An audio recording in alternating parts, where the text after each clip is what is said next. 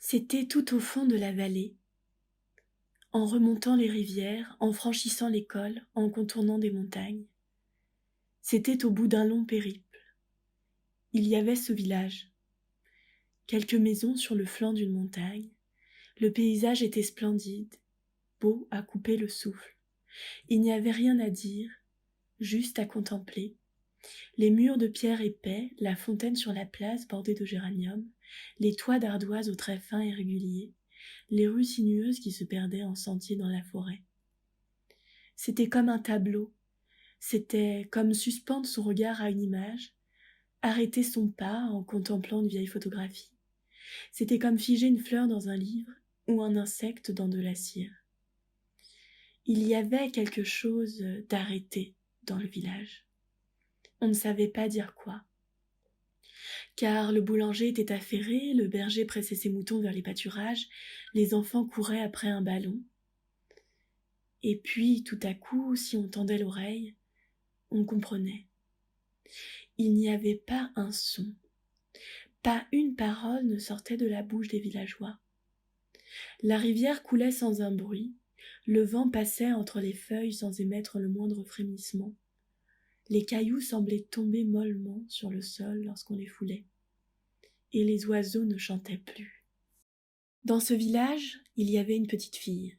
Elle s'appelait Aude. Elle avait de longs cheveux blonds et des yeux très clairs, comme une rivière. Elle était agile et pleine de vie, et elle aimait courir dans les prés. Quand on la voyait s'élancer avec ses amis, on aurait dit un oiseau.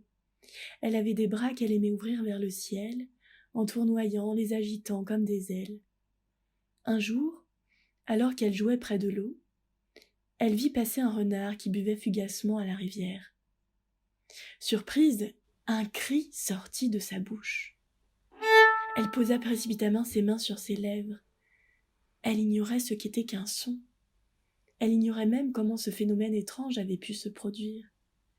Que s'était-il passé dans son corps? Elle se concentra sur sa gorge. Elle posa toute son attention sur le fond de sa bouche, et puis, à nouveau, un son faible se fit entendre.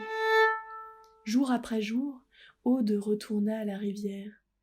Elle apprivoisa sa voix. Ce fut d'abord des soupirs, puis des onomatopées qu'elle répétait, puis de douces mélodies. Peu à peu, sa voix se fit plus forte, plus harmonieuse, plus téméraire, et Aude chantait à tue-tête comme un rossignol. Sa mélodie retentit dans la vallée, perçant le silence, traversant les forêts, remplissant l'air. Alors les villageois comprirent. Aude avait rompu le silence. Elle faisait basculer le calme serein dans lequel ils vivaient. Elle brisait la tranquillité du village. Un soir, ils se réunirent et se regardèrent. Leurs visages étaient durs et tristes. Mais il n'y avait rien à dire. Et le lendemain, ils saisirent Aude par les bras et ils l'emmenèrent tout au fond de la forêt. Là, ils construisirent une grande cage de bois, avec au milieu un grand lit tout blanc. Il n'y avait pas de porte, aucune ouverture, et ils partirent. Alors, Aude cessa de chanter. Elle devint pâle, elle prit la couleur de la lune, sa peau devint diaphane. Ses membres étaient comme transparents, ses cheveux blonds tombèrent. Elle les ramassa un matin et en fit un nid pour une colombe qui était passée entre les barreaux pour la rejoindre. Aude passait ses journées dans le grand lit à regarder la forêt qui l'entourait. Les oiseaux silencieux, les arbres qui bourgeonnaient sans bruit, les nuages qui passaient. Elle attendait les matins qui tardaient à se lever avec les couleurs de l'aube. Et puis un jour, elle le vit. Le renard de la rivière s'approcha de la cage. C'était un renard roux, comme un feu follet. Sa queue était comme une flamme, mais il semblait épuisé, d'avoir trop couru peut-être. Il vint près de la cage, puis il repartit. Le lendemain, il revint. Aude pleurait, ses mains entouraient son visage. Alors, Renard entra dans la cage. Il but ses larmes dans ses mains qui s'étaient ouvertes. C'était doux, et Aude passa sa main dans sa fourrure. Renard resta quelques instants contre elle, puis il repartit comme une comète. Aude remarqua juste, contre sa jambe, comme une minuscule brûlure. Chaque jour, elle l'attendit, toujours plus fragile, toujours plus évanescente, comme transparente. Renard lui apportait des baies rouges qu'il trouvait dans la forêt. Chaque fois qu'Aude croquait dans une baie, elle se remémorait une mélodie, un chant traversait son esprit. C'étaient des évocations agréables comme des souvenirs. Elle dévorait les baies et savourait la présence de son ami. Renard se levait auprès d'elle, confiant, apaisé. Il semblait avoir parcouru des montagnes avant de la rejoindre. Et toujours, les mystérieuses traces de brûlure apparaissaient sur la peau d'Aude après son départ. Aude reprenait des forces.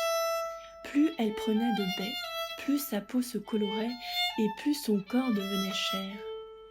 Elle commença à se préoccuper des brûlures sur ses membres qui étaient toujours plus larges. Elle se demanda si ce n'était pas la faute de Renard, s'il ne lui jouait pas un mauvais tour. Pourquoi revenait-il toujours près d'elle, lui si libre qui pouvait parcourir les montagnes? Pourquoi la rejoignait-il dans cette cage? Que pouvait-elle lui offrir si ce n'est ses larmes dans ses paumes? Était-ce lui qui lui brûlait le corps ou était-ce elle qui se consumait? Aude s'irrita, et un jour, elle ne supporta plus de le voir partir. Alors, elle saisit un drap et elle attacha Renard à son corps. Renard ne se débattit pas, non. Il n'opposa pas de résistance, il semblait à la fois épuisé et soulagé. Il s'abandonna ainsi, il entoura même son ventre de sa fourrure dorée. Mais tout à coup, des flammes commencèrent à sortir de sa fourrure. Elles encerclèrent Aude. Elles s'élancèrent comme une chevelure ardente, comme une rivière rouge, comme des vagues de feu. Aude hurla, ou plutôt elle poussa un chant déchirant, on aurait su dire si elle exprimait de la délivrance, de la souffrance ou de la tristesse. Et bientôt, on entendit aussi les oiseaux chanter, les cerfs bramer, le tonnerre, tous les éléments résonnaient, et le feu s'épanouissait de plus en plus haut, de plus en plus coloré, toute la cage rougeoyait. Les villageois entendirent ce vacarme infernal, puis ils aperçurent ce feu au loin. Cela faisait des années qu'ils avaient abandonné Aude. Ils accoururent, mais quand ils arrivèrent, après des heures de marche, il ne restait plus qu'un tas de cendres grises. Ils rentrèrent au village, confus. Mais tous ressentaient ce besoin, parler, émettre des sons, peut-être même des mots. Certains enfants commencèrent, eux aussi, à chanter. On se mit même à rire, à fredonner des chansons qui tout à coup revenaient aux mémoires, à se raconter sa journée, à faire des veillées le soir pour se raconter des histoires. Il y avait seulement une chose dont on ne pouvait pas parler. C'était de cet enfant, Aude. Ce prénom s'était évanoui des mémoires. Mais 1 an exactement après l'incendie, on vit une femme arriver dans le village. Elle semblait avoir contourné les rivières, franchi des cols, traversé des montagnes. Elle avait de longs cheveux roux, un petit nez fin, des petites oreilles qui pointaient entre sa chevelure. Et surtout, elle semblait profondément vivante. Et quand on lui demanda qui elle était, elle ne répondit pas, mais elle se mit à chanter, avec la vivacité et la volupté d'une rivière.